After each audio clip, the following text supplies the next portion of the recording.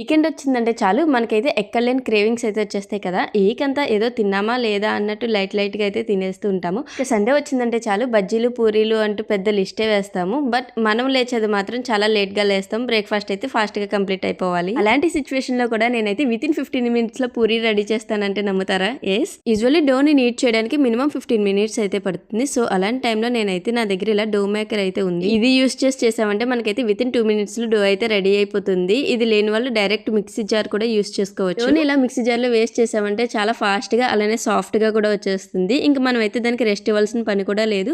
Instant గా పూరీలు అయితే చేసేసుకోవచ్చు. నాకైతే పూరీలు పొంగలేదంటే అస్సలు నచ్చదు. బట్ ఇక్కడ చూస్తున్నారు కదా, నేనైతే ఇన్స్టెంట్ గా చేశాను. అయినా కూడా పూరీలు ఎంత బాగా పొంగుతున్నాయో.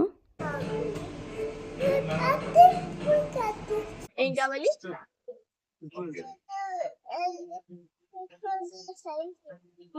షుగర్ వేసుకుంటే టేస్టీగా ఉంటదా?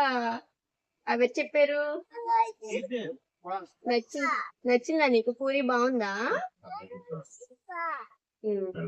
నేనైతే పూరీలోకి చికెన్ అనేది ఫస్ట్ టైం ట్రై చేస్తున్నాను. కలర్ చూసి భయపడకండి. ఇందులో నేనైతే స్పినాచ్ యాడ్ చేశాను. ఈ కాంబినేషన్ ఒక వీడియోలో చూసి ట్రై చేశాను. టేస్ట్ అయితే బాగుంది. మరి మీలో ఎంతమందికి ఆల్రెడీ ఈ కాంబినేషన్ తెలిసిన వాళ్ళు ఉన్నారు? Let me know in comment. If you like the video please do subscribe.